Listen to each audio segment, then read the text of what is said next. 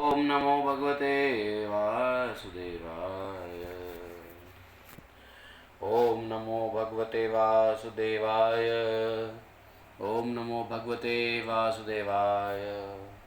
ओम नमो भगवते वासुदेवाय। ओम नमो भगवते वासुदेवाय। ओम नारायणं नमस्कृत्यं नरं चैव नरोत्तमं देवीं सरस्वतीं व्यासं ततो जयमुदीरयेत्। नष्टप्रायस्वभद्रेषु नित्यं भागवतसेवया भगवतिरुत्तमश्लोके भक्तिर्भवति नैष्ठिकी। ॐ जन्मान्तस्य त्वन्वयादितरतः चार्थे स्वाभिज्ञाशराट् तेने ब्रह्महृदादिकवये मुह्यन्ति यत् सूर्यः तेजो वारी मृदा यथा विनिमयो यत्र तिसर्गो मृषां धाम्ना स्वेन सदा निरस्तकुहकं सत्यं परमं धीमहि। धर्मः प्रोजितकैतवत्र परमो निर्मत्सराणां सतां वेद्यं मात्रवस्तु शिवदं तापत्रयोन्मूलनम्। श्रीमद्भागवत महामुनिकृते किं वा परमेश्वरः सद्यो हृदयवदत्तकृतवे शिष्योभीततक्षणात् निगम कल्पतरोर्गलितं फलं शुकमुखाद द्रवितसंयुतं पिबत भागवतं रसमालयं मुहुरहो रसिका भुवि भावुकाः। हरे कृष्णा कृष्ण कृष्ण हरे हरे हरे राम राम राम हरे हरे। हरे कृष्णा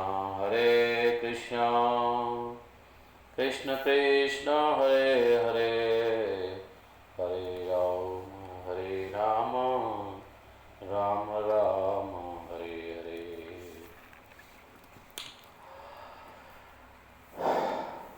हरे कृष्णा कृष्ण कृष्ण हरे हरे हरे राम राम राम हरे हरे। क्वचिद्रुदन्तच्युतं चिन्तया क्वचित् सिद्धसन्ति नन्दन्ति वदन्तलौकिकाः नृत्यन्ते गायन्त्य अनुशील्यन्त्यज्यं भवन्ति तुष्णीं परमेत्तनिवृत्ताः। इति भागवत धर्माण शिक्षण भक्त्यादुत्थया नारायण परो माया मंजस्तति दुस्तराम्। ओम अज्ञानतिमिरान्धस्य ज्ञानाञ्जनशलाखया चक्षुरुन्मीलितं येन तस्मै श्रीगुरवे नमः। श्रीचैतन्यमनोभीष्टं स्थापितं येन भूतले स्वयं रूप कदा मह्यं ददाति स्वपदान्तिकम्। वन्देऽहं श्रीगुरोः श्रीयुत्पत्कमलं शिग्डोन वैष्णवांश्च श्रीरूपं सागरजातं सागन रघुनाथान्वितं तं सजीवम् साद्वैतं सावधूतं परिजनसहितं श्रीकृष्णचैतन्यदेवं श्रीराधा कृष्णपादान् सगणललिता श्रीविशाखान्वितांश्च। हे कृष्ण करुणा सिंधो दीनबन्धु जगतपते गोपेश गोपिका कान्तं राधाकान्तं नमस्तुते। तप्त कांचन गौरांगी राधे वृंदावनेश्वरी वृषभानुसुते देवी प्रणमामि हरिप्रिये। वाञ्छाकल्पतरुभ्यश्च कृपा सिन्धुभ्यैव च पतितानां पावनेभ्यो वैष्णवेभ्यो नमो नमः। हरे कृष्णा। तो आज शनिवार 20 जुलाई गयो है ना, जुलाई ओवर।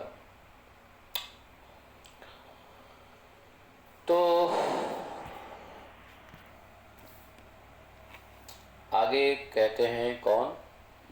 प्रबुद्ध जी महाराज ने। प्रबुद्ध जी महाराज की बातों पे हम लोग अटक गए थे कल। आज आगे बढ़ते हैं। देखो,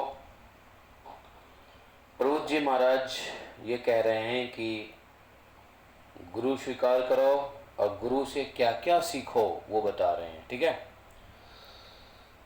श्री भगवान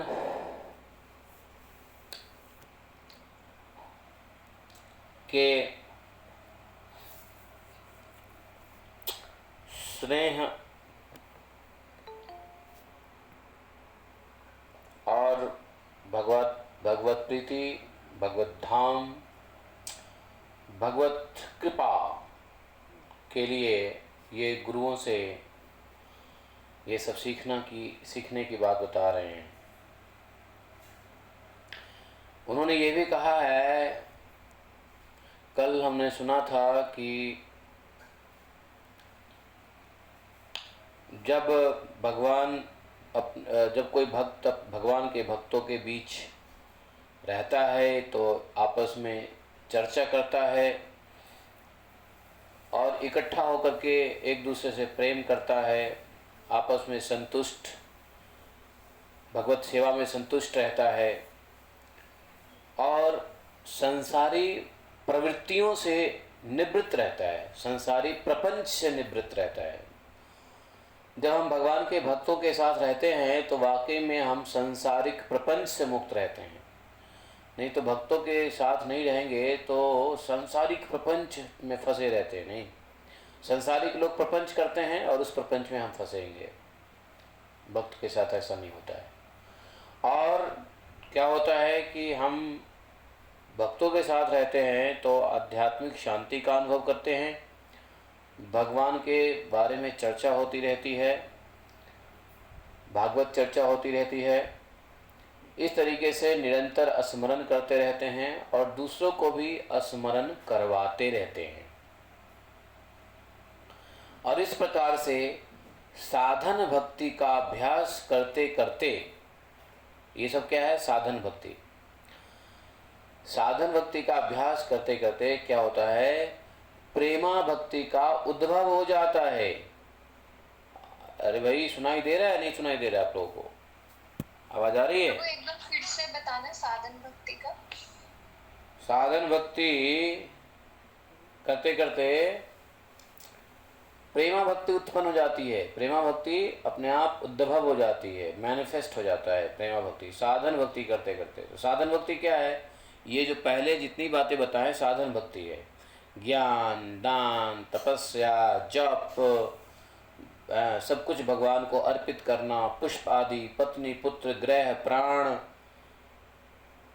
और सभी जीवों के प्रति, प्राणियों का सेवा, खासकर मनुष्यों की सेवा, उसमें भी परोपकारी मनुष्यों की सेवा, उसमें भी साधु संतों की सेवा, भक्तों के बीच रहना, भगवान का चर्चा वर्चा करते रहना, व्रत नियम का पालन करना, 4 रेगुलेटिव प्रिंसिपल का पालन करना, भगवान के जन्म कर्म दिव्य लीलाओं को गाना, सुनना, सुनाना, एकांत में रहना, यह मेरा घर है ऐसा नहीं समझना, फटे पुराने कपड़े पहन कर रहना, जो कुछ मिल जाए उसी से संतुष्ट रहना, इन सारी बातों को सीखें। समझे?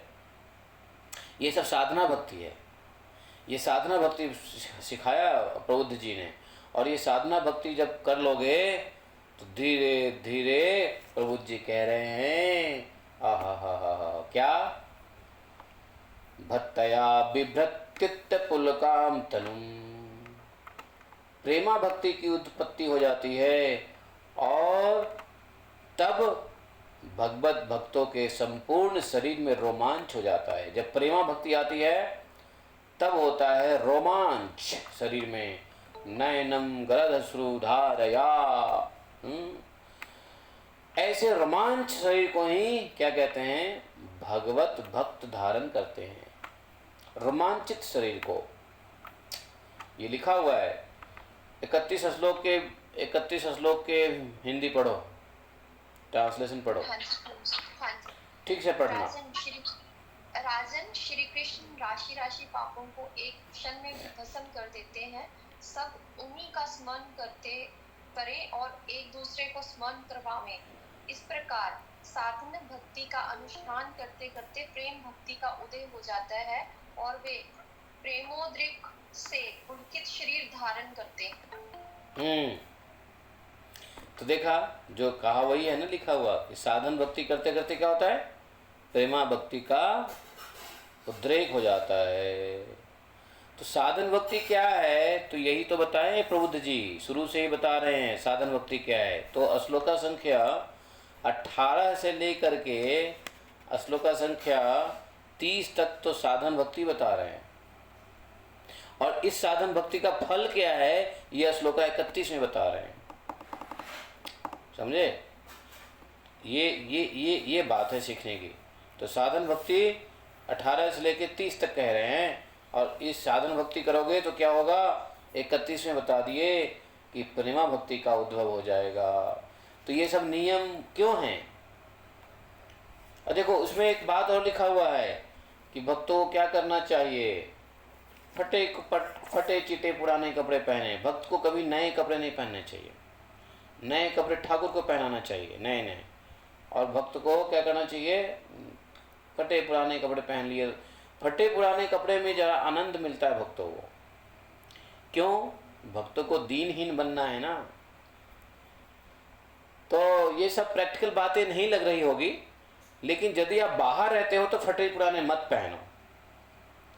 बाहर रहते हो तो फटे पुराने मत पहनो। क्यों?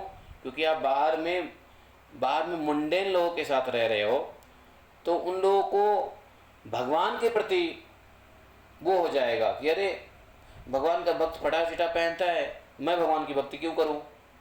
तो उनके ईगो को प्रॉब्लम हो जाएगा। तो इसलिए बाहर में रहने के लिए दिखावा करो, अच्छा कपड़ा पहनो, लेकिन घर में पुराने धुराने कपड़े पहन के रह लो।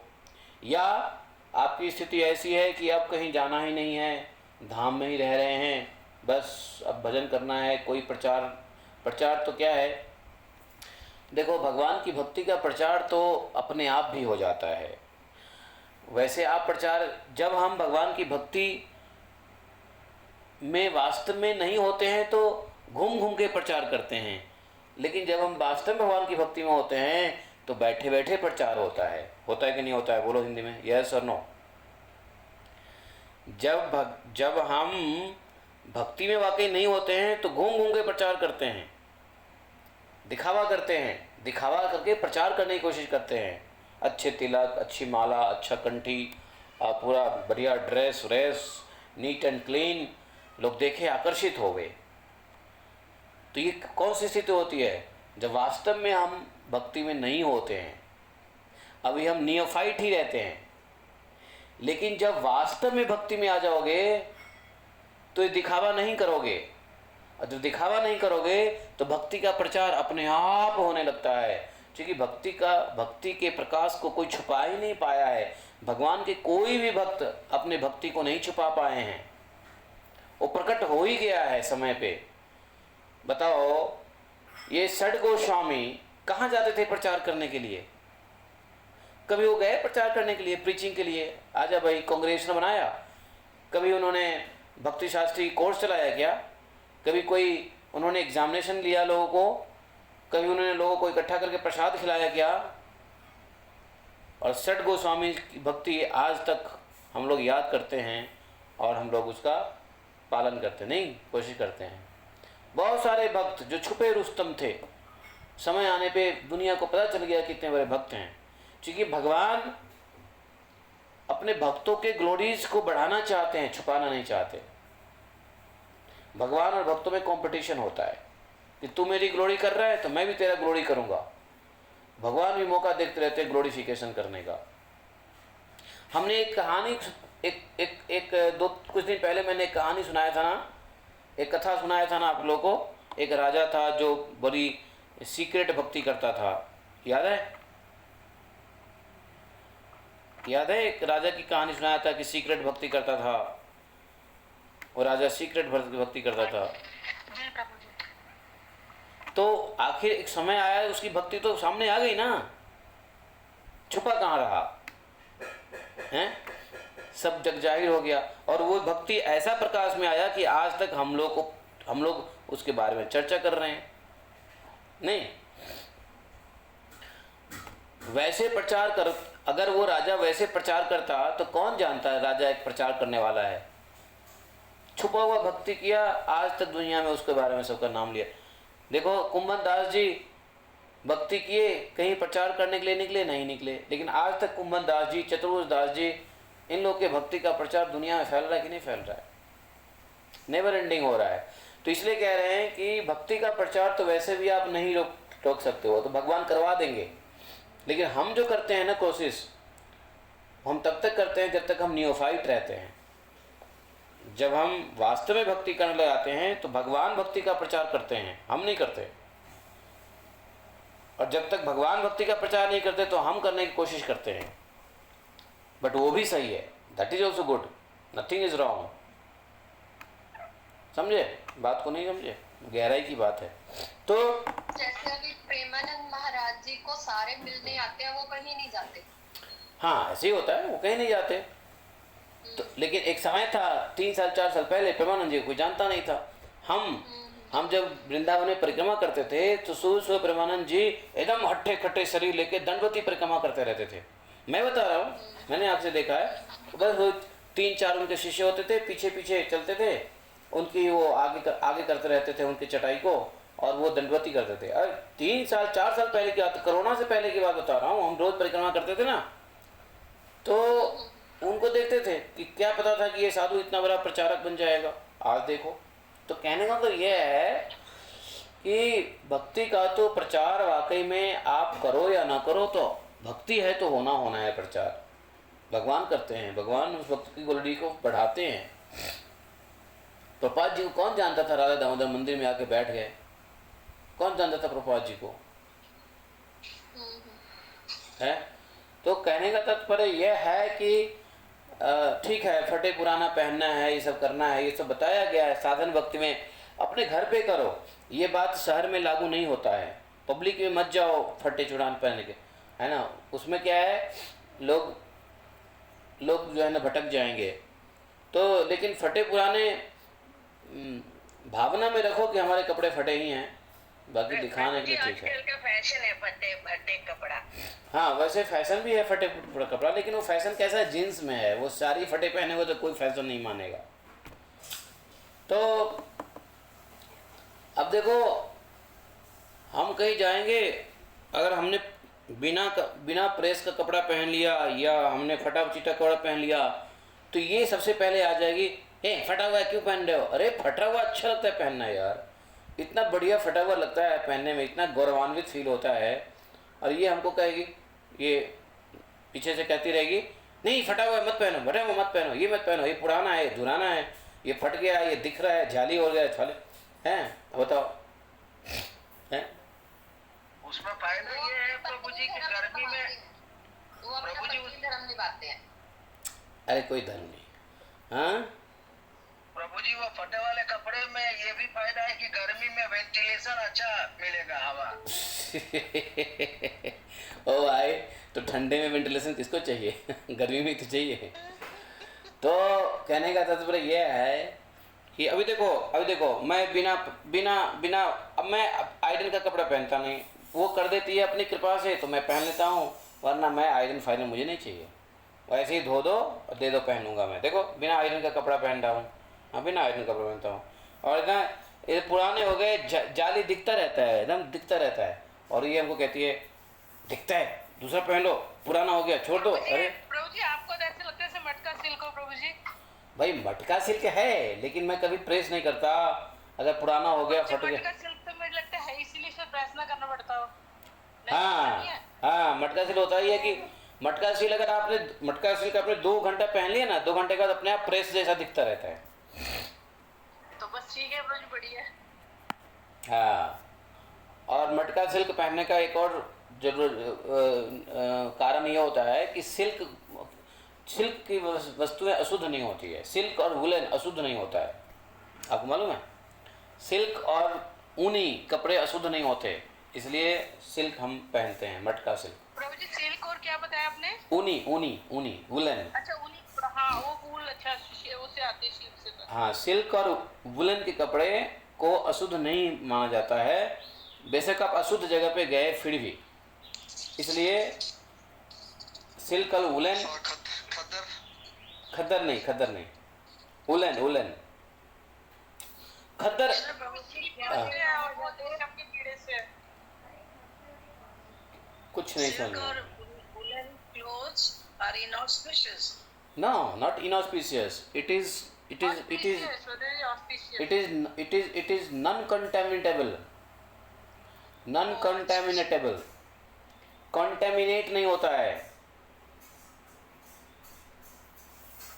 ठीक है। और जो कॉटन है वो प्रभु जी वो कॉटन कॉटन है, बाकी पॉलिस्टर है, ये सब कॉन्टेमिनेटेड है। वो अगर एक बार आपने पहन लिया कॉन्टेमिनेट हो गया, या आप बाथरूम गए कॉन्टेमिनेट हो गया, अशुद्ध जगह पे गए कॉन्टेमिनेट हो गया।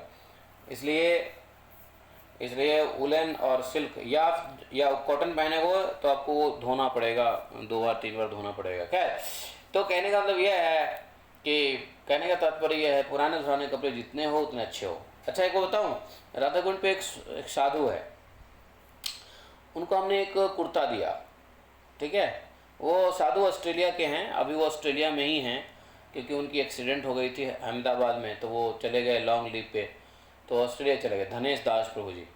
और वो ऑस्ट्रेलिया गए, अरे वही जिन्होंने वो उनको परिक्रमा कराया था। हाँ जी प्रभु। तो वो अभी सिडनी में ही है, and his eyes are not getting well, तो डॉक्टर बार बार सर्जरी कर रहा है। और वो आने वाले थे 23 तारीख को, कल परसों, लेकिन वो नहीं आ पा रहे हैं। दोबारा से डॉक्टर ने बोल दिया 3 महीने और रुकना पड़ेगा। तो उनको मैं एक कुर्ता दिया कि भाई आप कुर्ता, ये कुर्ता पहनो। तो वो कुर्ता धोती नया पहनने से बड़े थकमकाते हैं, नहीं मैं नया नहीं पहनूंगा। ये अच्छा ऐसा नहीं है, ये स्वभाव हो जाता है। नहीं नया पहनना बड़ा टेंशन का काम होता है। बोलते हैं काम करो, तो वो क्या करते हैं मालूम है, धोती अगर नया है, कुर्ता नया है, तो पहले वो मिट्टी में ले जाकर रगड़ते हैं, और मिट्टी में ले जाकर रगड़ के 1-2 बार धोएंगे, फिर मिट्टी में रगड़ेंगे, फिर धोएंगे। जब पुराना दिखने लगेगा तो पहनते हैं वो। समझे? तो ऑस्ट्रेलिया में तो समझो हमने अभी तक 2 ही साधु देखा, एक धनेश प्रभु को, एक प्रथा देवीदासी को, बस, और तीसरा देखा ही नहीं हमने। प्रभु जय हो।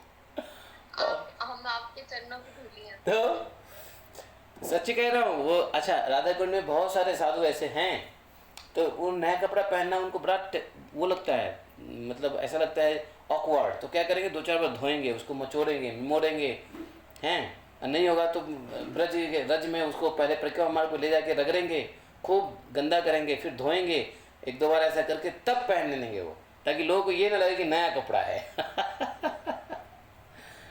तो ये सब बिना जाने अनजाने में भक्त का मनोभाव ऐसा हो जाता है, क्योंकि यहाँ लिखा हुआ भी है। भाई मैं नहीं बोल रहा हूँ, यहाँ पे खुद प्रबुद्ध महाराज कह रहे हैं फटे चिटे कपड़े पहनना है। और सुनो, भक्तों को प्राणायाम करने के लिए कह रहे हैं। प्राणायाम को मनोदंड बताया है कि भाई मनोदंड प्राणायाम के द्वारा मन को वश में करो। यहाँ पे देखो लियो 26वें श्लोक में कह रहे हैं, शास्त्र की निंदा नहीं करना, प्राणायाम करना, चुपचाप रहना, ज्यादा से ज्यादा वाणी पे नियंत्रण रखना, समझे, सत्य बोलना, शम दम का पालन करना, और सबों की शिक्षा प्राप्त करें, इन सबों की शिक्षा प्राप्त करें। देखा, ये सब कह रहे हैं भाई, ये सब गुण। देखो श्लोक नंबर 25 में देखो क्या लिखा हुआ है। श्लोक नंबर 25 में क्या लिखा हुआ है, चिरवसनम विविक्त चिरवसनम संतोषम जेन केनचित। देखा, विविक्त चिरवसनम, चिरवसनम मतलब पुराने वस्त्र पहनना चाहिए, है लिखा है ना 25वें श्लोक में, देखो है ना, चिरवसनम। हाँ जी, फटे पुराने पवित्र चिथड़े। हाँ, फटे पुराने पर पवित्र अर्थात धुला हुआ। ठीक है, तो ये भक्तों के स्वभाव हो जाता है। ये सब साधना भक्ति है। तो साधना भक्ति करोगे तो क्या होगा, तो 31वें श्लोक में बताया, साधना भक्ति करोगे तो अपने आप प्रेमा भक्ति का उद्भव हो जाएगा। तो उन भगवत भक्तों के संपूर्ण शरीर में रोमांच हो जाता है। ऐसे रोमांचित शरीर को ही भगवत भक्त धारण करते हैं। अच्छा सुनो, अगर मैं फटे चुपटे पहन लूँ या मैं बिना प्रेस का कपड़ा पहन लूँ तो इसमें इज्जत हमारी नहीं जाती है, इज्जत गृहिणी की जाती है। लोग कहेगा है इसकी बीवी जो है कपड़े नहीं धो के देती है या प्रेस करके नहीं देती है, हैं? तो ये जो घरवाली होती है ना, घरवालियों को बड़ी टेंशन हो जाती है क्योंकि उसकी इज्जत रहती है ना, क्यों? और फिर उनको सबसे बड़ी टेंशन हो जाती है, चलो ठीक है अगर साथ में चलेंगे तो फटे पुराने कपड़े पहने हुए लोगों के साथ में कैसे चलेंगे। ये भी शर्म की बात आती है महिलाओं को कि पति कैसे कैसे कपड़े पहन के जाएगा, हम पीछे पीछे जाएंगे लिपस्टिक लगा के, तो क्या हमारी इज्जत रह जाएगी? क्या ये भी होता है कि नहीं होता है? देखो मनीषा माता जी ने अंगूठा दिखा दिया, यस। ये लेडीज को बड़ा टेंशन रहता है, वो खुद भी बंठनना चाहती है और अपने साथ में चलने वालों को भी बंठनना चाहती है, और जो बने ठने ना उसके साथ चलना ही नहीं चाहती फिर। क्यों उपिंदर प्रभु, आप जरा फटे चिटे वस्त्र पहन के निकलो आशा माता जी के साथ, पता चलेगा आपको। अरे ऐसे कुछ नहीं है। अरे क्या नहीं है ऐसा? प्रभुजी, we should wear what we are comfortable in. Why should we bother who thinks what? नहीं उपेंद्र प्रभु, एक काम करो, फटे चिटे वस्त्र मेरे यहाँ से ले जाओ और पुराने धुराने, और माता जी को पूरा मतलब अपने मेकअप पे रहने दो, और फिर आप साथ चलो, देखो क्या हालत होता है आशा माता जी का, जाने नहीं देगी फटे चिटे पहन के। क्यों? एक बार ट्राई करके देखती हूँ मुझे कैसे लगेगा। हाँ मुझे अभी मुझे नहीं लगता है कि मुझे बुरा लगेगा, बट देखती हूँ। नहीं तो दुनिया क्या क्या, अब क्या करना, फिर आप थोड़ा हाथ पकड़ लेना उनका, अगर दूर चलोगी तो लोग कहेगा अरे हो सकता है किसी और की पत्नी होगी, थोड़ा नज़दीक चलना, नज़दीक हाथ पकड़ के। और फोटो निकाल के हम लोग को भेज देना। हाँ, और सुनो, अगर आपको कोई दिक्कत नहीं होगा तो कुछ लोग कहेंगे हाय हाय ये इतनी सुंदर माता जी की पति कितनी गरीब निकला, हाय हाय, दुनिया हाय हाय करेगी। और एक्चुअली प्रभु जी दुनिया लोग उनका बात सुनने वाले में से नहीं हो। नहीं, लेकिन सुनने में आनंद आता है, दुनिया की बात सुनने में आनंद आता है, तो आपस में बोलते रहेंगे हाय हाय देखो इस बेचारी का कितना कर्म फूटा, किसी पति कितना फटा चीरा गरीब पति मिला इसको। ये दुनिया है भाई, नौटंकी है। चलो ऐसा ट्राई, बोलेगा पागल है, लोग बोलेगा पागल है ये, लोग बोलेगा कंजूस है। चलो ऐसा मत करना है प्लीज़, ऐसा मत करना, ठीक है उपेंद्र बाबू, ऐसा मत करना। हाँ सॉरी। तो अरे उपेंद्र बाबू इतना थोड़ी ना बूढ़ा गए करेंगे ये सब काम, नहीं। तो खैर जो भी है, मतलब ये बात सत्य है। और सुनो, ये ज्ञान के बाद करो या भक्ति के आने के बाद करो, लेकिन ये कम होता है। अगर भक्ति में आगे बढ़ोगे तो ये अपने आप स्वभाव बन जाता है कि नहीं नहीं नहीं नहीं नहीं नहीं, no new things, no new things. तो अच्छा, एक साधु याद है हरिद्वार में एक साधु बोले हमें कि प्रभु जी हमें एक चप्पल खरीद के दे दो, और कुछ नहीं चाहिए, चप्पल दे दो। मैंने पूछा कुछ चाहिए क्या? बोलते हाँ एक चप्पल दे दो, चप्पल मेरा टूट गया है। तो मैं उनको दुकान पे ले गया, शांति कुंज के पीछे जो दुकान होते हैं ना वहाँ ले गया। तो वहाँ पे हमने कहा चप्पल ले लो। अब वो चप्पल नया लेके क्या कह रहे हैं, अब ये चप्पल आप ले लो, अपना वाला मुझे दे दो। हमने कहा अरे ऐसे कैसे? नहीं नहीं नहीं, मैं नया नहीं पहनूंगा। हमने कहा नया नहीं पहनूंगा तो फिर? अब बोले क्यों खरीद दो? तो इसलिए कि आप नया ले लो और हमें पुराना दे दो। बताओ, नया चप्पल पादुका भी पहनने में साधुओं को टेंशन हो रहा है।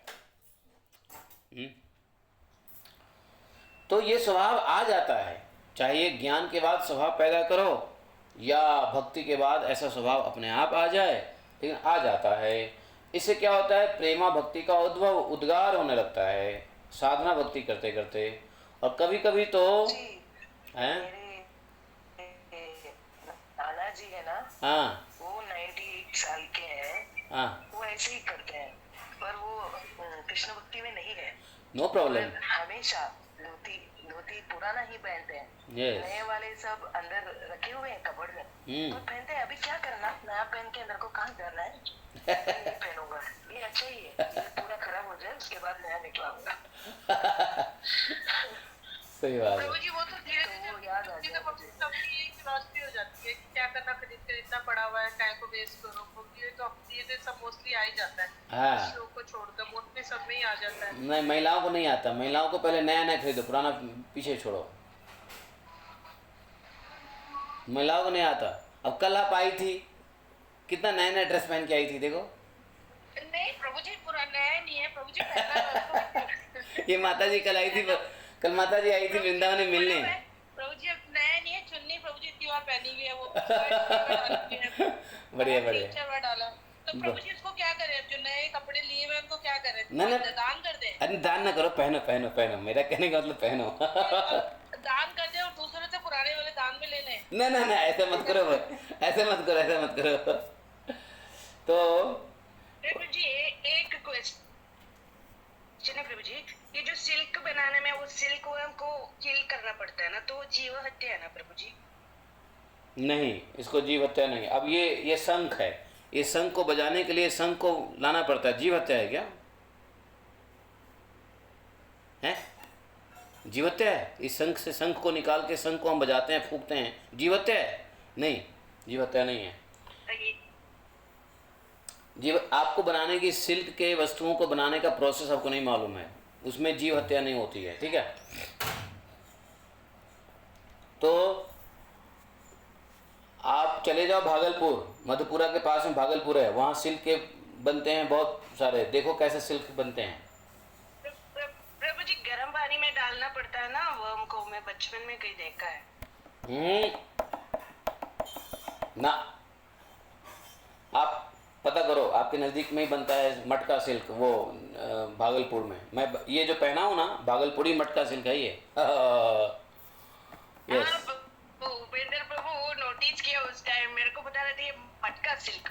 हाँ, मेरे को तो ये समझ में नहीं आ रही है मटका सिल्क क्या होता है। ये साउथ वालों को समझ में नहीं आता ये सब। साउथ वाले कभी सिल्क देखे ही नहीं तो क्या समझ में आएगा। अरे प्रभु जी कांजीवरम हमारे उधर है ना साउथ में। अच्छा, आप लोगों को कुछ भी, आप लोग को जूट का सिल्क साड़ी लिख दिया, आप लोग पहन लेते हो। तो नहीं कांजीवरम सिल्क। तो कभी कभी जब भक्त अब क्या होता है, अब ये कह रहे हैं 32वें 33वें श्लोक में कह रहे हैं, जब प्रेमा भक्ति होता है तो उसके क्या लक्षण होते हैं। प्रेमा भक्ति जब आता है तो लक्षण क्या होता है ये बताते हैं 32वें श्लोक में। 32वें श्लोक में कहते हैं, कभी कभी तो वह सोचकर रोने लगता है कि अभी तक मुझको हरि की प्राप्ति नहीं हुई, मैं क्या करूं। और कभी कभी भगवान की प्राप्ति का अनुभव करके हंसने लगता है। कभी अपने प्रियतम भगवान श्री कृष्ण की प्राप्ति का अनुभव करके आनंद का अनुभव करने लगता है। तो कभी कभी अपने प्राण प्यारे श्री कृष्ण से बातें करने लगते हैं। ऐसे भगवान के भक्त लोकातीत हो जाते हैं, मतलब पागल हो जाते हैं, दुनिया के लिए पागल हो जाते हैं। कभी हंसेगा, कभी रोएगा, कभी आनंदित होएगा, तो वो इस लोकातीत हो जाते हैं, मतलब इस शरीर में ही मुक्त हो जाते हैं, लोकातीत हो जाते हैं। और कभी तो वे अपने प्रियतम को रिझाने के लिए गीत गाते हैं और नृत्य करते हैं। भक्त क्या करता है, कभी गीत गाएगा, कभी नृत्य करेगा, और वे निरंतर भगवान का परिशीलन करते रहते हैं। ललित लवंग लता परिशीलना कोमल मलयज शरीरे। तो कभी कभी भगवान का परिशीलन करता है भक्त, और कभी अपने प्रीतम परमात्मा के संयोग का अनुभव करके परमानंद मग्न होकर मौन हो जाता है। तो इस प्रकार से इति भागवत धर्मान शिक्षण भक्त्या दुद्धया नारायण परो माया मुंजस्तरति दुस्तरम। राजन, इस प्रकार जो भागवत धर्मों की शिक्षा प्राप्त करता है उसको, उससे भक्ति उत्पन्न हो जाती है और भगवान नारायण का भक्त हो जाता है, और अनायास ही इस दुस्तर माया को पार कर लेता है। देखा, ये माया को पार करने का ही तो उपाय पूछ रहा था राजा निमि। लो, अनायास दुस्तर माया से पार हो जाता है, कोई मेहनत नहीं करना पड़ता। आपको सिर्फ मेहनत क्या करना है, फटे चीटे कपड़े पहनने हैं। इसमें कोई मेहनत है? फटे चिटे कपड़े पहनने से, पुराने कपड़े पहनने से अहंकार नहीं होता। अच्छा, जब आप नए कपड़े पहनो, बड़ा बढ़िया से क्रीच वाला, आयरन वाला, तो हमेशा आदमी चलते हुए अपना कपड़ा ही देखता है। थोड़ा क्रीच तो नहीं, कहीं गड़बड़ हो गया नहीं क्या? नए कपड़े पहनोगे तो बार बार अपने कपड़े को ही देखोगे, तो अभिमान हो जाता है, देह भाव हो जाता है कि नहीं? तो इसलिए करना क्या है, यही सब करना है गुरु से। ये सब, और सुनो, इसमें कहा कि ये सब ऐसे नहीं करना है, गुरु से शिक्षा लेना है, गुरु से समझना है कि कैसे करना है। ऐसे करोगे, मन से करते रहोगे तो फिर गड़बड़ हो जाएगा। गुरु से, गुरु के साथ रह के, अर्थात गुरु से तब शिक्षा ग्रहण करोगे ना जब गुरु ही ऐसा करता हो। भाई गुरु ही ऐसा करता नहीं कर रहा है, गुरु आत्मबुद्धि में नहीं, कहां से आपको आत्मबुद्धि में ले जाएगा है? तो इसलिए जो है, ये सब साधना भक्ति के बारे में कुल मिला के बोल दिए, ठीक है? तो कहते हैं ऐसे करने से, इस प्रकार से जो भागवत धर्म की शिक्षा प्राप्त करता है, भक्ति उत्पन्न हो जाती है, वह नारायण के भक्त परायण हो जाता है और सहजता से दुस्तर माया को पार कर लेता है। देखो, इन साधुओं की बात को बार बार पढ़ लो और बार बार समझ लो कि किस किस श्लोका में क्या क्या कह दिया इन लोगों ने, ठीक है? अरे कल आपके दिए हुए गिफ्ट को दुबई में भी जाके बड़ी प्रशंसा कर रही थी, कह रही थी मुझे रश्मि माता का नंबर दीजिए, हम उनको थैंक यू कहना चाहते हैं, इतना बढ़िया गिफ्ट लाई, वाह वाह वाह वाह वाह। पता नहीं कहाँ से ढेरों इतने छोटे बड़े गिफ्ट लेके आ गई है। अच्छा लगे तो रोज ही, बस और क्या चाहिए उनको, अच्छा लगा बस। अरे जल्दी जल्दी टाइम ही नहीं रहा, भगवान ने पता नहीं कैसे 10-15 मिनट फटाफट दिलवा दिया सब कुछ। हाँ नहीं, हाँ वो बेचारी एयरपोर्ट पे बैठ के हमसे नंबर मांग रही थी कि उसका नंबर दे दो। हम बात किया आपसे? गुरुजी मेरी बात तो नहीं हुई। एक्चुअली जब मैंने उनको पता नहीं, मैंने देखा नहीं, संसुकता कॉल आई भी हो तो पता नहीं, मैंने ध्यान नहीं दिया। एक्चुअली जब मैंने देखा कि वो आपका नंबर मांग रही थी, तब मैंने नंबर दिया, तब तक वो फ्लाइट में चली गई रहेगी, तो इसलिए नहीं कॉल किया होगा। हो सकता किया होगा गुरुजी, मैंने चेक नहीं किया। देखते हाँ, कॉल कोई आती बात। रहती है, शायद एक कॉल पे आई भी तो है। हाँ, मुझे ध्यान नहीं दिया। तो कोई बात नहीं है, जरूर कॉल करेगी, भूरी भूरी धन्यवाद देगी। और बेचारी चली गई, आज पहुंच भी गई। नहीं कोई बात नहीं, मुझे अच्छा लगा उनको, बस यही बोलते हैं। हाँ, तो यही इसे कहते हैं, गीता में भगवान क्या कहते हैं, ददाति प्रतिगृह्णाति, हैं? तो देना चाहिए और लेना चाहिए, भक्तों से कुछ खुश होकर के देना चाहिए भक्तों को, और खुश होकर लेना भी चाहिए, ददाति प्रतिगृह्णाति, है ना? तो हाँ, श्री राधे श्री राधे श्री राधे। तो यहाँ पर पिपलायन जी ने, प्रबुद्ध जी ने कह दिया। अच्छा, ये क्या है नाम? मीनाक्षी माता जी, और कौन है? प्रशांति, मीनाक्षी और प्रशांति। ये डेली भागवतम होता है, उसमें आप अटेंड करते हो? 8 o'clock 9 o'clock होता है ना कुछ आप लोग का उधर, YC क्या IYC में हैं? ICF में रोज भागवतम होता है ना? रोज होता है ना उसमें? मंडे टू फ्राइडे प्रभु जी। अच्छा, कितने बजे होता है? कितने बजे होता है? 9:30 बजे डेली होता है? प्रभु जी। अच्छा, आप लोग डेली अटेंड करते हो फिर 9:30 में भी? मंडे टू फ्राइडे, हाँ डेली अटेंड करते हैं। हाँ प्रभु जी। कल वो माता जी का मैसेज आया कि Prabhu ji can you take Bhagavatam on Friday. हमने कहा यार भागवतम ज़्यादा लेना नहीं चाहिए, चलो ठीक है, भागवतम के नाम में मना नहीं किया जाता, तो हमने कहा ठीक है। वो माता जी है ना, सी इज द कोऑर्डिनेटर, क्या नाम है? नुपुर माता जी। ओके, हाँ नारायणी माता जी। नारायणी माता। हाँ नारायणी माता ji, yes yes. So she was again inviting me कि आप आ सकते हैं क्या प्रभु। तो 9:30 तो बड़ा लेट हो जाता है, इट्स टू लेट। खैर भागवतम सेवा के लिए लेट क्या है, बट देन ठीक है। बट ऐसा करना चाहिए कि रोज़ रोज़ नया नया स्पीकर नहीं बदलना चाहिए।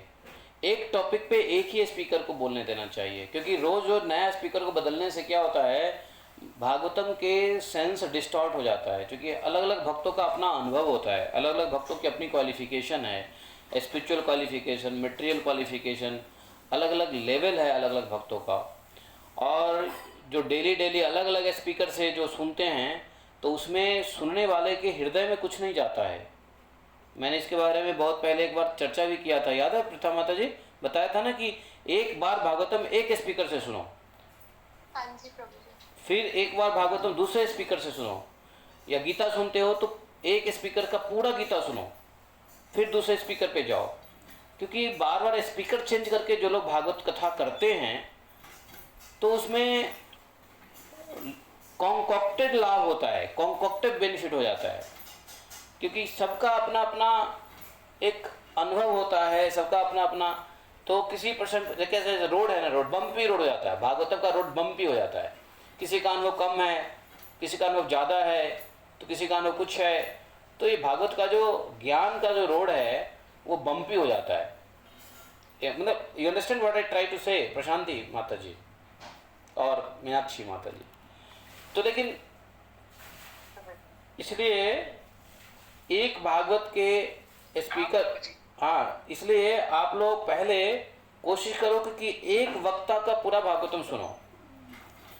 तो एक वक्ता का जो भागवतम सुनोगे तो उससे जो ज्ञान उत्पन्न होगा वो फिर बहुत अच्छा रहेगा। लेकिन जब कोई देखो, इस्कॉन मंदिर में भागवतम की कथाएं रोज होती है, रोज नए नए स्पीकर होता है।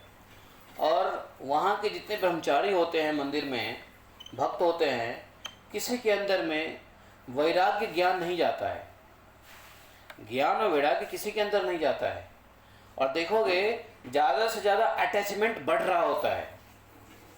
कोई त्याग तपस्या की शिक्षा नहीं ले पाता, कोई ज्ञान नहीं ले पाता। कारण क्या है? डेली नया नया स्पीकर अपने अपने तरीके से समझाते हैं। यहाँ तक सुखदेव गोस्वामी खुद कहते हैं परीक्षित महाराज को कि मैं भागवतम अपने अनुभव के मुताबिक सुनाऊंगा। भागवतम तो ऐसी चीज है कि बड़े बड़े भक्त भी भागवतम को नहीं डिस्क्राइब कर सकते हैं। क्या नारद, क्या शंभु, क्या ब्रह्मा, क्या सनातन कुमार, कोई भी भागवत को नहीं एक्सप्लेन कर सकता है। मैं भी अपने ही अनुभव, अपने साधना भक्ति, अपने प्रेमा भक्ति और अपने स्तर से मैं भागवतम सुनाऊंगा। ये सुखदेव गोस्वामी डिक्लेयर करते हैं भागवत के शुरू में ही। तो सुखदेव गोस्वामी जब डिक्लेयर करते हैं कि भागवत को एक्सप्लेन करना, वर्णन करना किसी के बस की नहीं है। लेकिन दुनिया में कोई भी भागवत वक्ता भागवत बकेगा, भागवत बोलेगा, सुनाएगा, तो वह अपने अनुभव से ही सुनाएगा, अपने स्तर से ही सुनाएगा, उससे अधिक नहीं सुना सकता। तो जब भागवत सुन रहे होते हैं तो पूरा भागवत या पूरा गीता किसी एक स्पीकर से सुनना चाहिए, ताकि उसी स्तर को पूरा कर सके। अब कभी आपने हायर लेवल को सुन लिया, कभी लोअर लेवल को सुन लिया, कभी मिडिल लेवल को सुन लिया, कभी किसी लेवल को सुन लिया, कभी किसी लेवल को सुन लिया, तो माइंड में क्या कॉन्कॉक्शन हो जाता है। और इससे होता क्या है, हृदय में भागवत का ज्ञान नहीं घुसता, फिर हृदय में वैराग्य नहीं घुसता, लोग गिव अप नहीं करना चाहते, दान, तपस्या, संकल्प शक्ति लोगों में नहीं हो पाती है। आज देखो, हमने बोल दिया एक बार खाना है, तो कितने लोग एक बार खाना शुरू कर दिया। देखो प्रथा माता जी एक बार खाती है, वो कहती है एक बार खाती हूँ, हैं? तो बहुत लोग परिवर्तन कर देते। मैंने कहा निर्जला करो, निर्जला परिवर्तन, निर्जला के लिए देखो कितने लोग निर्जला के लिए मोटिवेटेड हैं, सब निर्जला करना चाहते हैं। कारण क्या होता है कि एक स्पीकर से सुनते सुनते हृदय में वैराग्य और ज्ञान और वैराग्य प्रकाश होता है। देवपुरी महाराज, मैं बात सही कह रहा हूँ? हाँ या ना बोलो जल्दी। सो गए देवपुरी बाबा, सो गए? हाँ प्रभु जी, आप जो बोल रहे हैं वो अच्छा लगा, इसलिए तो हम लोग आपके क्लास में आ गए ना। अभी तो पूरा आपका सुनेंगे। और क्या कह सकते हैं। हाँ को भी निर्जला एकादशी के बाद 2 एकादशी हो गई हैं हाँ और उसके बाद भी हमने दोनों एकादशी 24 आवर निर्जला ही रखनी है। बताओ। कल परसों निर्जला थी तो आपके मोटिवेशन के बाद। हाँ, तो वही कह रहा हूँ ना कि एक व्यक्ति के सुनने से वो हृदय में ज्ञान और फिर वैराग्य उत्पन्न होता है, नहीं तो ये होता है जरूरी, कोई शक नहीं। बम्पी रोड हो जाता है पूरा भागवतम का। और मैं यही देखता हूँ, मैं क्रिटिसाइज नहीं कर रहा हूँ, बट देन एक मेरा ऑब्जर्वेशन रहता है कि बड़े बड़े इस्कॉन मंदिरों में 28, 30, 40 ब्रह्मचारी हैं, लेकिन हृदय में सब है, बुद्धि में ज्ञान भी भरा पड़ा है भागवत का, लेकिन वो ज्ञान हृदय में नहीं उतरा है, जिससे न तप हो रहा है, न जप हो रहा है बढ़िया से, न तपस्या और न दान, न वैराग्य, उसका प्रभाव नहीं दिख रहा है। ज्ञान का प्रभाव जो होना चाहिए वो नहीं दिख रहा है। वही हाय हाय मचा हुआ रहता है, वही प्रसादम प्रसादम प्रसादम, अपना कल्याण ही नहीं दिखता कि शरीर कैसा है वो है। सिर्फ जो है ये करो, सेवा भी करें तो सेवा इसलिए करें कि भाई थोड़ा सा हमें मेवा मिले, प्रसिद्धि मिले, प्रेसिडेंट से हमें अप्रिसिएशन मिले, हमारा शिक्षा गुरु हमें पहचाने, हमारा लीडर जो है पहचाने, हमारे लीडर हमें थोड़ा सा भाव दे। सेवा में भी ऐसी भावना रहती है, सेवा में भी कंपटीशन रहता है। अब दुबई में क्या होता था मालूम है? दुबई के लोग हैं यहाँ पे, हाँ दिनेश प्रभु हैं, तो दुबई में क्या होता था, कुछ लोग सेवा इसलिए करता था कि शिवल्लभ प्रभु हमको देखे। दिनेश प्रभु कुछ लोग सेवा इसलिए करते थे कि शिवल्लभ प्रभु का नजर हम पे जाए और शिवल्लभ प्रभु के गुड बुक में रहे। हे नाथ नारायण वासुदेवा। तो ऐसी भावनाएं रहती है कांग्रेगेशन में, ऐसा रहता है कि नहीं? थोड़ा हम फेवरेबल रहें शिक्षा गुरु के, हैं टेम्पल प्रेसिडेंट के, प्रभु जी के। है कि नहीं? नारायण नारायण नारायण। तो इसीलिए हमारे इस्कॉन के भक्तों में, इस्कॉन में साधक बहुत कम है, ज़्यादा प्रचारक हैं। और प्रचारक भी है तो ठीक है, वो भी रहना जरूरी है, और साधक बहुत कम है जो अपने जीवन में अपने इंद्रियों को साध लिया है, मन बुद्धि अहंकार को नियंत्रित कर लिया है, शरीर को पूरा जो है ना, शरीर से ऊपर से, शरीर के स्तर से ऊपर उठ गए हैं। ऐसे भक्तों की संख्या कम है। बाकी सभी भक्त बढ़िया है और ठीक है। क्राउड भी जरूरी है, कल पूछ रही थी ना, क्राउड जरूरी है या क्वालिटी जरूरी है? क्राउड भी जरूरी है, क्वालिटी भी जरूरी है। है कि नहीं? सब जरूरी है। लेकिन आप जब एक बार प्रभुपाद की कृपा से भक्ति में आ गए इस्कॉन के माध्यम से, तो हमें आगे बढ़ना चाहिए। Miles to go before we sleep. It is not only कि ठीक है माला ही कर लिया, फिर ठीक है ये कर लिया, प्रसादम का ऑफरिंग हो गई, खा लिया और ही पिप हुर्रे कर लिया, भागवतम को मैकेनिकली सुन लिया। ये सब करना चाहिए, करना तो चाहिए, लेकिन धीरे धीरे ईयर बाय ईयर क्या त्याग आ रहा है जीवन में, क्या वैराग्य, किस किस चीज़ से वैराग्य ले रहे हो जीवन में, ये इम्पोर्टेंट है। कौन सी अच्छी वस्तुओं, मन चाही वस्तुओं से वैराग्य लेना चाहिए। अभी प्रबुद्ध महाराज ने यही कहा है ना कि जो आपके मन की इच्छित वस्तु है उसको क्या करना चाहिए? भगवान को समर्पित करना चाहिए। प्रबुद्ध महाराज ने कहा नहीं कहा? कौन सा श्लोक में कहा बताओ? किस श्लोक में कहा प्रबुद्ध महाराज ने कि पुत्र पत्नी पशुधन सबको भगवान के अर्पण कर देना चाहिए, जितनी प्रिय वस्तु है? कौन सा श्लोक में कहा? ढूंढो, श्लोक संख्या किसमें है बताओ? श्लोक संख्या ढूंढो किधर है, कौन से श्लोक में कहा प्रबुद्ध जी ने? है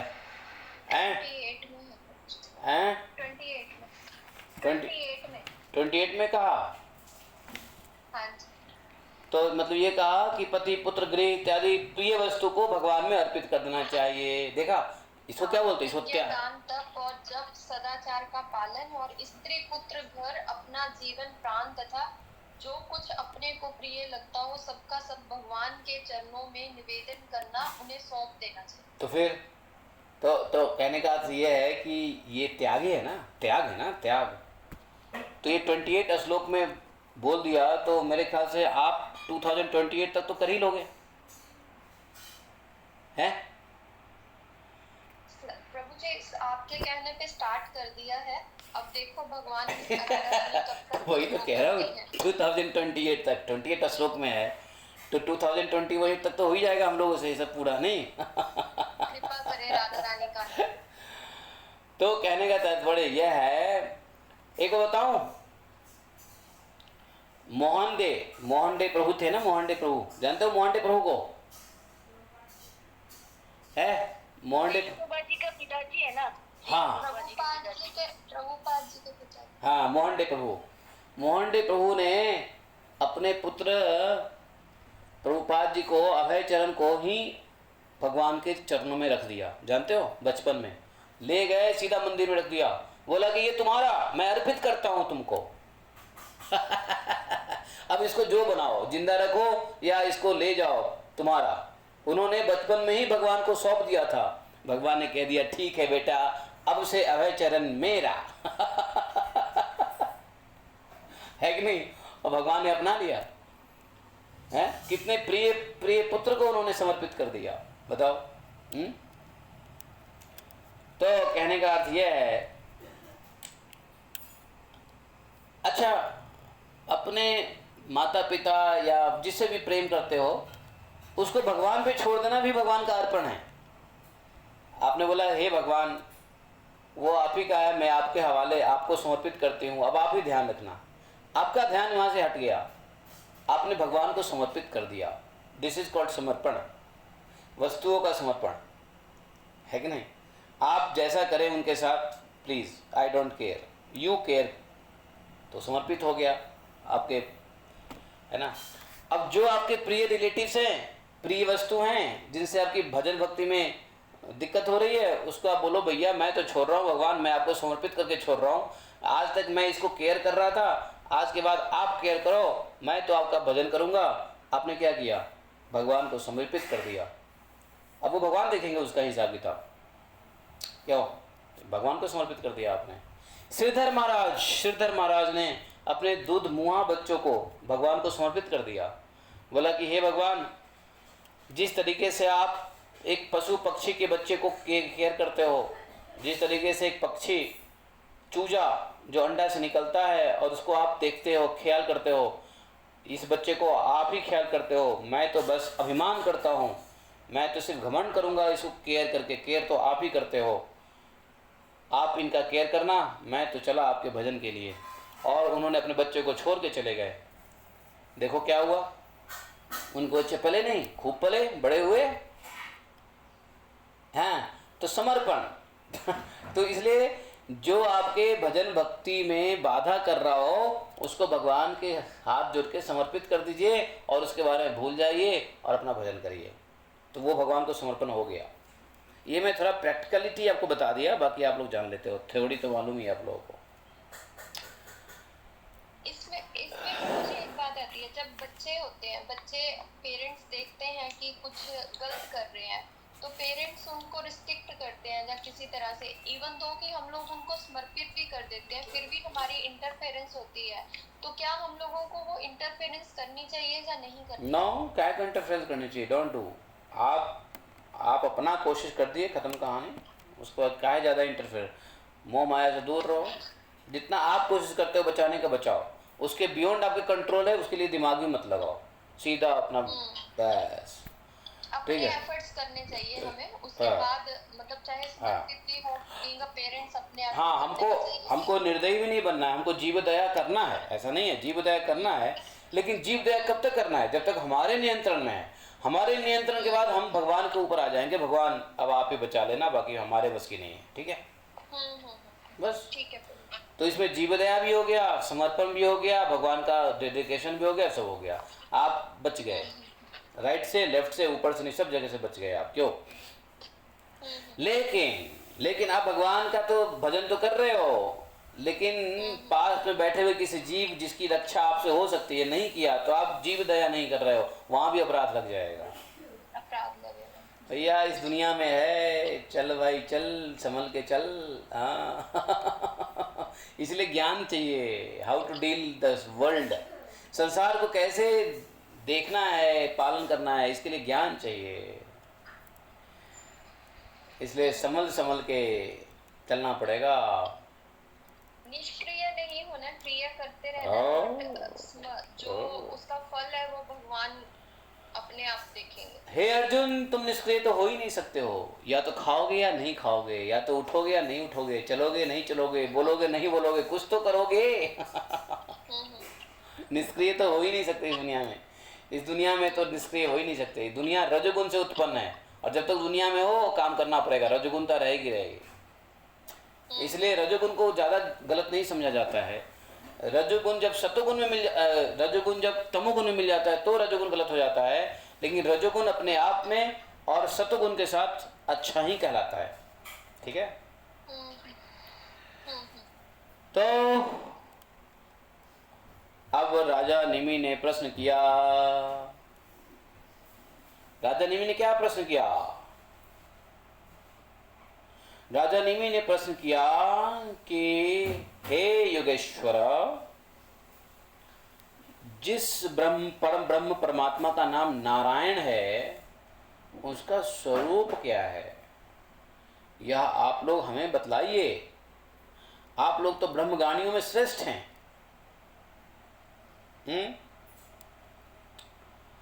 नारायण का स्वरूप क्या है ये बताइए। चलो जी, नारायण के स्वरूप के बारे में बताते हैं कौन? पिपलायन बाबा। बाबा पिपलायन बताते हैं नारायण के स्वरूप के बारे में। ठीक है। तो पिपलायन बाबा कहते हैं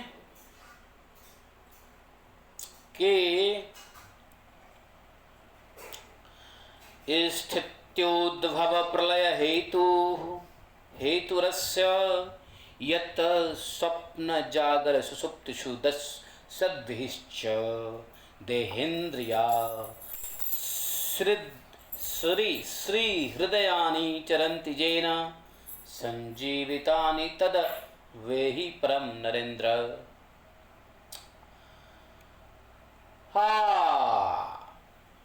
राजेंद्र, राजा निमि, जो इस संपूर्ण विश्व की सृष्टि स्थिति संहार के कारण है, किंतु जिनका कोई भी कारण नहीं है, जो स्वप्न जागृत सुसुप्ति के साक्षी है और सबों के बाहर समाधि में भी रहते हैं, जिनकी ही सत्ता से सत्तावान होकर शरीर इंद्रिय मन प्राण अंतःकरण अपना अपना कार्य करते हैं, उसी परम सत्य वस्तु को आप नारायण समझो। देखो, नारायण किसको समझो?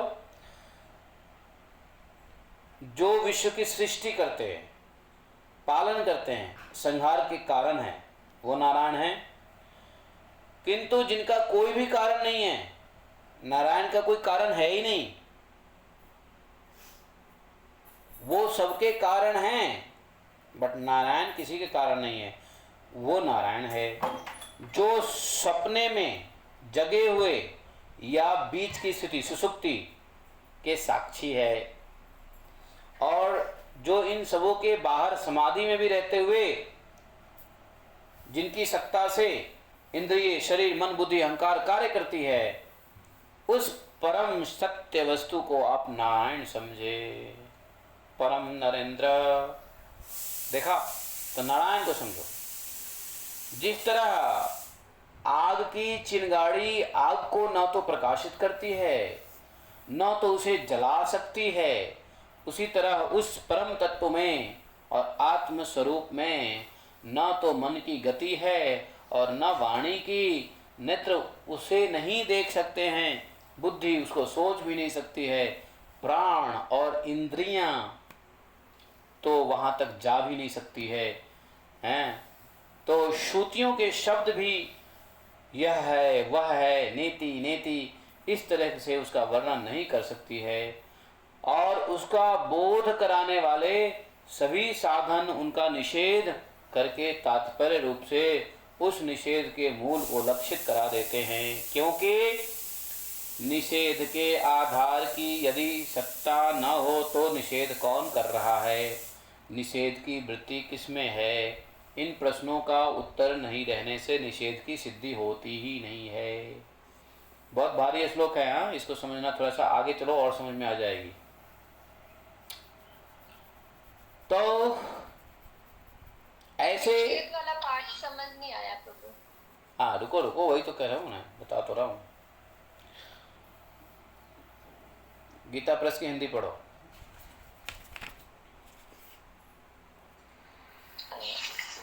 जहाँ से क्वेश्चन का आंसर जहाँ से स्टार्ट हुआ 36 का पढ़ो। हाँ, जैसे चिंगारियां ना तो अग्नि को प्रकाशित ही कर सकती हैं और ना जला ही सकती हैं, वैसे ही उस परम तत्व में आत्म स्वरूप में ना तो मन की गति है और ना ही वाणी की। नेत्र उसे देख नहीं सकते हैं, बुद्धि सोच नहीं सकती है, प्राण और इंद्रियां तो उसके पास तक नहीं फटक पाती। नेति नेति इत्यादि श्रुतियों के शब्द भी वह यह है इस रूप में उसका वर्णन नहीं करते, बल्कि उसको बोध कराने वाले जितने भी साधन हैं उनका निषेध करके तात्पर्य रूप से अपना मूल निषेध का मूल लक्षित करा देते हैं। क्योंकि यदि निषेध के आधार की आत्मा की सत्ता ना हो तो निषेध कौन कर सकता है? निषेध की वृत्ति किसमें है? इन प्रश्नों का कोई उत्तर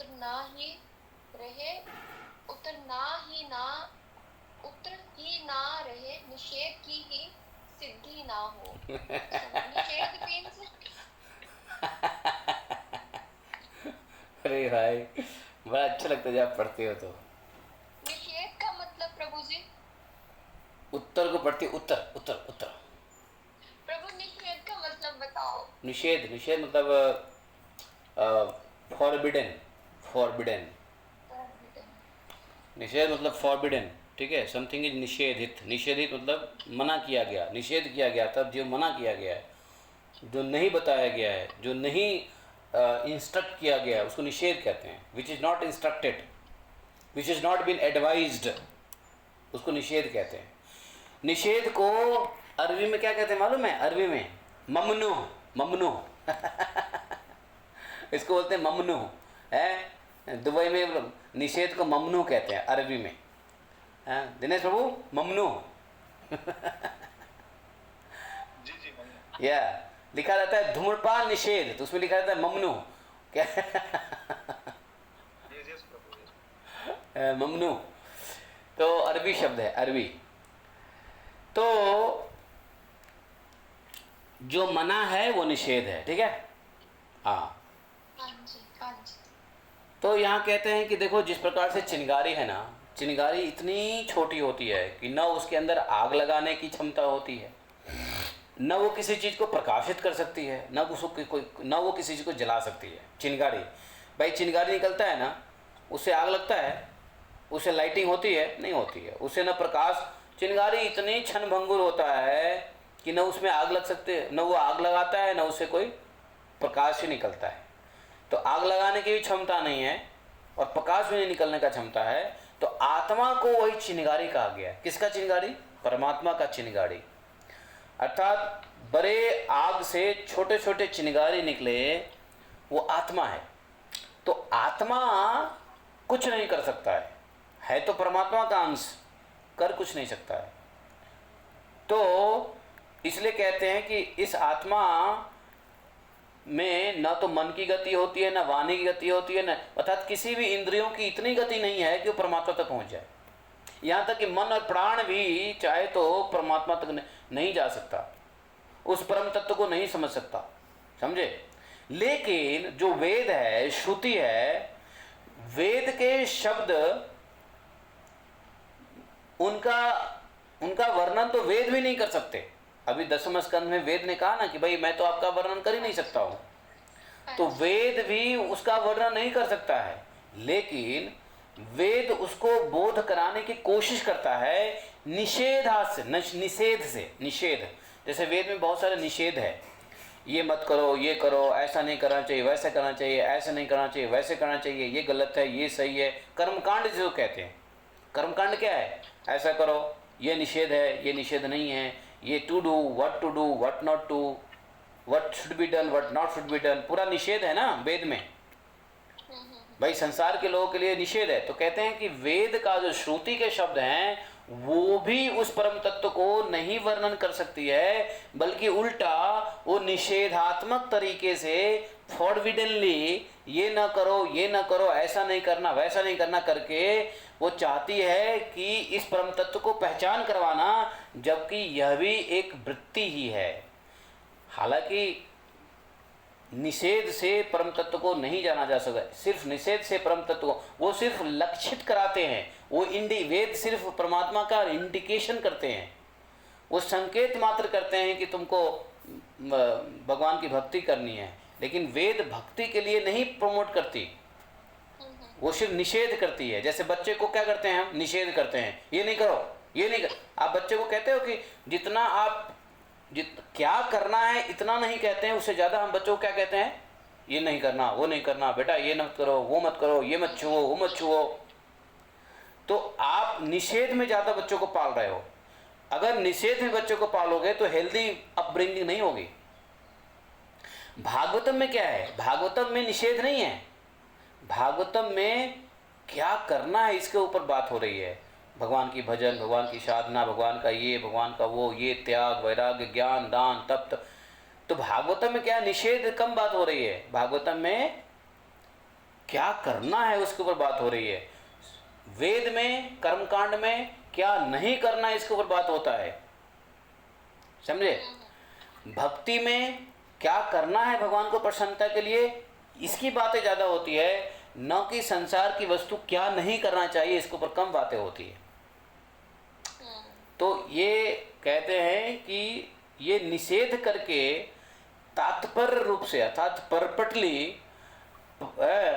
ये वेद इंडिकेट करते हैं परमात्मा के लिए, बल्कि निषेध के आधार की यदि सत्ता न हो तो निषेध कौन कर रहा है। तो निषेध के आधार की सत्ता क्या है, वेद है। वेद से ही तो हमको पता चलता है ना कि भाई हमको क्या नहीं करना है। और अगर ऐसा ना करे तो कौन निषेध की वृत्ति किसमें है, निषेध की वृत्ति किसमें नहीं है। सब कुछ फालतू की चीज़ें करता रहेगा, निषेध करेगा नहीं। तो वेद भी जरूरी है, इसलिए भगवान ने वेद दिया है। तो वेद का तात्पर्य यह भी है कि क्या नहीं करना वो वेद बताएगी, क्या करना है वो भागवत धर्म बताएगा, समझे। दोनों भगवान ने कहा, निषेध what to do what not to do, क्या मना है क्या नहीं मना है। तो क्या नहीं मना है वो भागवत, और क्या मना है वो वेद। तो यदि यह निषेध ये नहीं रहा तो निषेध कौन कर पाएगा, इसलिए वेद भी बहुत जरूरी है। और इस प्रकार से इन प्रश्नों का उत्तर नहीं रहने से निषेध की सिद्धि नहीं हो सकती है। ये बड़ा गुड रहस्य है 36 श्लोका में, ऐसे साधारण तरीके से नहीं समझने आने वाली है। हिंदी कितना भी समझ लो, जानते हो क्यों नहीं समझने वाले लिए, क्योंकि संस्कृत का हिंदी हो ही नहीं सकता। ये 36 में जो श्लोक है उसका हिंदी ट्रांसलेशन इम्पॉसिबल है, और अगर हिंदी ट्रांसलेशन हो भी गया तो आपको समझ में नहीं आएगी। वही व्यक्ति समझा सकता है जो संस्कृत के मूल अर्थ को समझ रहा होगा। प्रभुपाद ने समझा है, प्रभुपाद ने समझाया है लोगों को। साधारण तरीके से आप लोग पढ़ लो, कुछ नहीं ब्रेन में घुसेगा क्या हुआ। इसलिए डायरेक्ट हिंदी से कुछ नहीं समझ में आएगा, ये संस्कृत शब्द के अंदर जाना पड़ेगा। बोधक निषेध तया आत्ममूलम अर्थोक्त महायद्रते न निषिद्ध सिद्धि शब्दों अपि। खैर, मेरे ख्याल से समय बहुत हो गया है, हम लोग इसी श्लोक पे रुक जाते हैं और कल हम लोग आगे पढ़ेंगे। पिपलायन बाबा की बात सुनेंगे। पिपलायन बाबा, प्रभु जी मेरे को भी कल बड़ी जोर से करंट लगा प्रभु जी मेरे हाथ में। कहाँ? अरे प्रभु जी बालकनी में, वो बालकनी वायर वाला गेट था, मुझे पता नहीं था वो करंट था, मेरी कोनी लगी, मैं तो पूरा जनाब तो लगा गई, चिपक गई, मतलब ऐसे लगा मुझे। मेरे थोड़ा सा हाथ में लग भी गया प्रभु जी निशान। वो तो लगा, लेकिन जब लगा तो किसको याद किया है? जब करंट लगा उसको किसको याद किया प्रभु जी? उस टाइम तो बस मुंह से वो चिल्ला बस वैसे निकला। क्या निकला? कुछ नहीं निकला, भगवान का नाम नहीं निकला प्रभु जी। तो फिर उसकी तैयारी करो, उसकी तैयारी करो। संसार में ऐसे झटके लगते रहेंगे, नरसिंहदेव भगवान को चिल्लाने की आदत डालो। मुझे लगा कि मैं तो चिपक ही गई उससे, ऐसे लगा मुझे बहुत बुरी तरह नहीं से तो लगा। ठीक है, लगा तो चिल्लाया किसका नाम, किसको बुलाया पड़ गया प्रभु जी। है? तो ऐसे झट पता चला कि वो प्रभु जी सच में ऐसे लग रहा था कि मैं तो गई। तो गई तो किसको याद किया? याद कर, उस वक्त किसी को याद किया तो प्रभु जी वो घबराहट में ऐसे कुछ चिल्ला ना? इसी अरे निकला भगवान का। हाँ, तो अब कोशिश करो कि भैया भगवान का नाम जैसे कुछ होवे, ओ नरसिम्हा की जय, ठीक है प्रभु जी। अब गौर निताय, राधे श्याम, है ऐसे कुछ बोलो। जी प्रभु जी। हे भगवान। प्रभु जी अगर प्राण निकल जाते कल तो मैं तो फिर सीधा नरक में पहुंच जाती। प्रभु जी नहीं पहुंचती, मैं तो दोनों धाम जाती, प्रभु जी नहीं भी बोलती तो नहीं जाती प्रभु जी, अगर चली जाती तो। नरक में तो नहीं जा, नरक में नहीं जाते क्योंकि कंठी माला है ना। नहीं तो प्रभु जी वृंदावन धाम में तो जो शरीर छोड़ता है वो तो सीधा वैकुंठ धाम जाता है। हाँ बिल्कुल जाता है, हाँ वृंदावन हो ना, सही बात है। मुझे कल ऐसी लगा, मैं तो गई, मन में चिपक गई, मैं तो ऐसे हो गया था, अरे निशान भी पड़ गया था। आपने तो फिर आपने गोल्डन अपॉर्चुनिटी छोड़ दिया, जाने का गोल्डन अपॉर्चुनिटी आया था। वृंदावन से जाने का गोल्डन अपॉर्चुनिटी आया था, छोड़ दिया। दोबारा जाके चिपक जाती प्रभु जी। हैं? प्रभु जी पता है क्या है, जब ऐसा होता है ना तब आपको लाइफ की वैल्यू पता चलती है प्रभु जी। लगता है कि अरे नहीं, जिंदगी में जीनी है प्रभु जी, ऐसे लगता है। पर किस लिए जीनी है? मर जाए वो करते रहते हैं, लेकिन प्रभु जी जब ऐसे झटके लगते हैं ना तब लगता है तब जीने की चाहत हो जाती है। हाँ, तो ऐसा है, झटके और लगते रहेंगे और उसकी तैयारी करो। ये झटके वृंदावन में लगे तो कोई बात नहीं है, वृंदावन के बाहर तो और झटके लगते रहते हैं, तो उसमें भगवान को याद करने की कोशिश करो। ये बात है, ये लेसन लो कि हमने ऐसी जगह पे